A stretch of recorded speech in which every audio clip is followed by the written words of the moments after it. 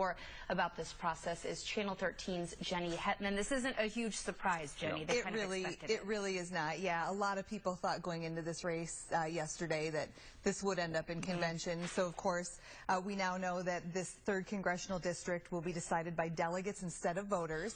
Of course, with 6 candidates in the race, no one garnered the 35% needed to win the party's nomination. Now the vote goes to party delegates to decide. Matt Schultz and Monty Shaw finished 3rd and 4th, respectively. They both feel like they're in a strong position going into the convention.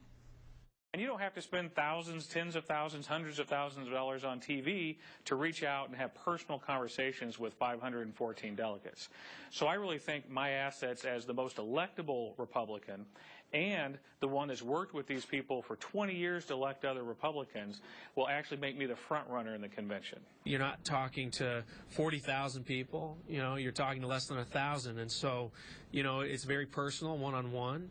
And that's why I said a campaign like ours that's grassroots, I think goes into a nominating convention in a strong position. Frontrunner Brad Zahn was the closest to 35%, earning 28% of the vote. He says he plans to make follow-up calls to the delegates. He says he considers yesterday's vote a win and thinks he will win the party's nomination. Robert Kramer came in a close second. He also says he plans to call and visit delegates and to make his case. He says every time he's had a chance to sit down with people, he's gotten a positive reaction.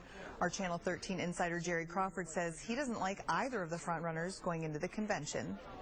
Brad Zahn couldn't beat Leonard Boswell 2 races back and was a very poor fundraiser in this primary election and couldn't get to 35%. Bob Kramer would be quite a bit more like Tea Party candidate. They've lost favor with voters in Iowa and it seems around the country as well. If I'm a Republican, Mike, in that district convention, I'm thinking who can beat Stacey Apple, and I'm not sure I like either of my choices.